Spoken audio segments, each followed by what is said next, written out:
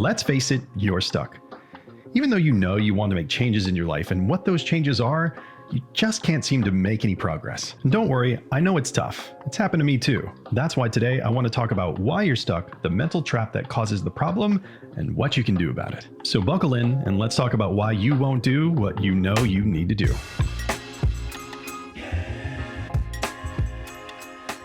Real quick, I want to tell you about Autonomy's one-to-one coaching program. Whether there's a situation you need a quick take on, you need some extended help with motivation and getting things moving in the directions you want to go, or you're just looking for some foundational life education that's just not taught in schools, come check us out at autonomy.science and check our available times. We'll leave a link below for more info. So let's think of a situation that you're stuck in. Maybe you want to ask for a promotion, but you're having trouble. Maybe there's a project that you've been thinking about for months or years and you just can't seem to start. Or even tougher, can't seem to finish. Maybe there's a high stakes conversation ahead, like a business proposal, a conversation to start a relationship, or a conversation to end one. Maybe it's physical, like getting in shape or seeing the doctor about something important. Whatever it is, you know you need to do this thing. But each time you think about it, something gets in the way. Maybe it's an internal voice telling us the bad things that will happen if we do it. Maybe there's no voice at all, but some force in our mind just won't even allow us to take the first step. And just maybe, if you're like the vast majority of the modern world, the second you think about it, you find yourself in some kind of distraction. Raise your hand if Instagram seems to find itself open when you think about this thing. And this is really frustrating, right? There's this signal in our mind, this idea that we know is a good one. Our brain is practically screaming at us that this is the direction that we want to go. It would make us healthier and happier and more fulfilled. And despite all that, the second we begin to move toward the first step, that same brain is going, nope, not doing this. This, I'm out. Before we know it, we're treating ourselves to some junk food, or our phone seems to find itself unlocked in front of our face, or we busy ourselves with all sorts of other productive tasks or plans, or we're avoiding spending time at home, or even suddenly taking a nap feels like this great idea. One way or another, the hours of the day somehow slip away, and we promise ourselves that we'll get to it tomorrow or next week or sometime soon. And every day that goes by, our dissatisfaction very quietly increases. We get a little further behind, it gets a little harder to start, we get a little more comfortable, but our suffering grows a little more. This phenomenon has a very famous name, but I'm going to save that for a little later. Let's just talk about what's happening up here. So to get into this, first of all, let's activate the idea of something that currently has you stuck. Think about something you know you need to do, but can't seem to get done. And I'll begin by asking you a question. How do you feel about this thing, this idea, this task that can't seem to get finished? Pause the video here, take a second and think about it. Explore your thoughts about this thing you need to do. I'm serious, don't skip this step, tap or click on my head, stop the video, and gather a thought or two about it, maybe even write it down. Okay, welcome back. Now, did your thoughts sound like this? I know I should get in shape because I'd be healthier and probably feel a lot better. I know I should see the doctor about this issue because at least then I would know what was going on. I know I should end this relationship because I'm really unhappy. I know I should ask for a promotion because I've worked really hard for a really long time. Or did your thoughts feel like this? I know I should get in shape, but everyone will judge me at the gym. I know I should see the doctor about this issue, but it could be something really serious. I know I should end this relationship, but nobody's really going to like me.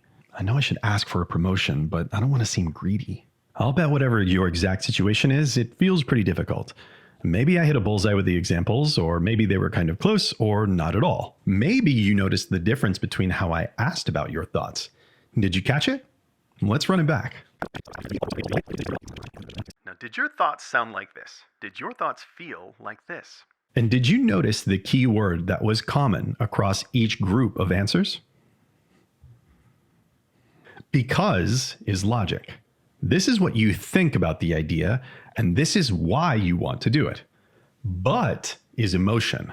This is how you feel about the idea, and this is why you won't do it. And don't beat yourself up. The emotional reasons are always good ones. No one wants to feel judged at the gym. Certainly no one wants to get bad news from a doctor. No one wants to feel unlovable or like they're not enough. And no one wants their boss to dislike them. It's easy to keep going with all sorts of examples like this. And it's really strange, right? Because these logical and emotional thoughts are in the same sentence about the same topic, coming from the same brain, How annoying is that? And this is precisely where the trap lies. It's very easy to make the mistake of thinking that logic and emotion are coming from the same place in our mind, leaving us confused and frustrated. Well, we've studied this phenomenon. Neuroscientists have learned that these two sentiments are coming from physically different parts of our brain and that they are literally arguing with each other. What the heck is going on here? So let's sort of put the idea that we're struggling with down for a second and learn something about the evolutionary development of our brain.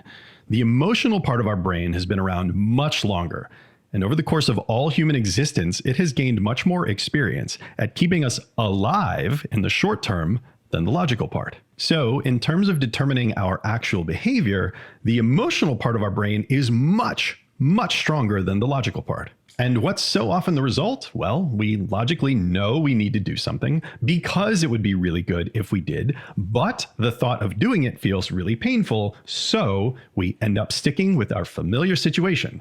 Because although we're unhappy, sure enough, we didn't die again today. Emotional brain says, Mission accomplished. I'm going back to sleep now.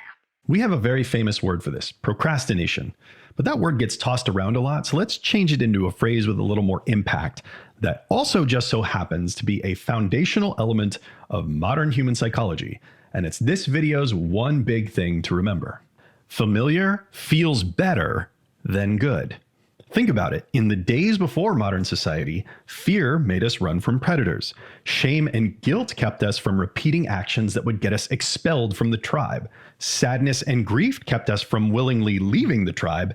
And anxiety sort of made sure we didn't do anything too stupid or neglect something important.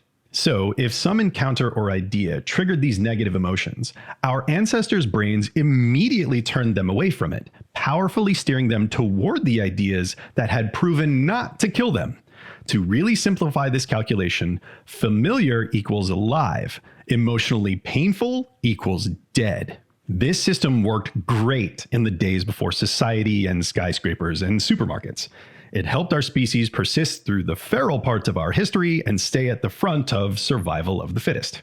Today, though, our brain is not naturally wired to help us prosper in the modern world because the vast majority of all daily modern situations do not pose a lethal threat. In the modern world, those same emotions that kept our ancestors alive are often the very same ones that keep us stuck in the familiar.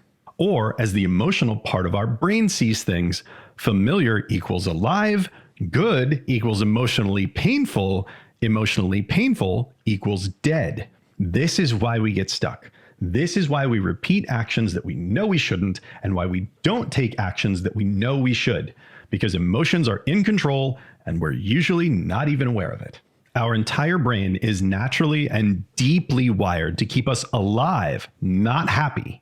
So despite how intelligent we humans can be, our old prehistoric wiring is still there. And in today's world, it's kind of obsolete, keeping us alive in kind of a stupid way by pushing us away from the painful emotions that are between us and the directions we want to go. And so maybe now you're like, okay, Coach Kel, I get it.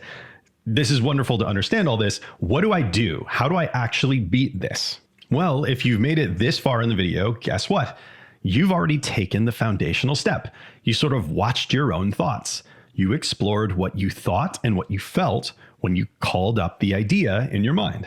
You've established awareness, and awareness is the common denominator of all human psychological improvement, because you can't change a problem you don't understand or don't even realize you have. Once you have established awareness, just add one more piece to your thoughts and feelings about the idea, and you'll be much closer to actually taking a step forward. I know I should ABC, but I feel XYZ about it, and that's okay. However, I'm going to do it anyway. You simply don't let emotion take control. I know, easier said than done, right? But think about what it costs you not to. Think about what life becomes if you know what changes you need to make, but you allow everything to remain the same. If we don't act, sure, we remain alive, but the possibilities of our time alive become narrower and narrower and narrower in the modern world. We drift further and further away from the things that would be truly fulfilling, and each day is a little less joyful. In effect, we end up unconsciously pursuing the comfortable familiar, and the currency we use to pay for that comfort is our own freedom. It's a paradox, a pretty unfair one. But the reality is that each time we turn away from the tough feelings of what we know we really need to do, all we end up getting in return is a little more suffering. So, what did we learn? We went over the difference between logical and emotional thoughts. We learned that these thoughts come from physically different parts of our brain. We learned that our brain's wiring is kind of outdated and the difference between keeping us alive versus keeping us happy. We learned that the emotional part of our brain is really powerful. And if we're not aware of what it's doing, it strongly determines our behavior, even if logically we disagree with it. We learned that awareness is the foundational first step to psychological and behavioral change. And we learned what it costs us if we don't push past some of that initial pain to do what we know we need to do. And again, the one big thing to remember, familiar feels better than good. And if you have a situation that you're just not able to make progress on and you're not quite sure about one-to-one coaching, feel free to email me at autonomycoachkel@outlook.com and I'll look into making a video about it. So good luck with those tough situations, and y'all take care until next time.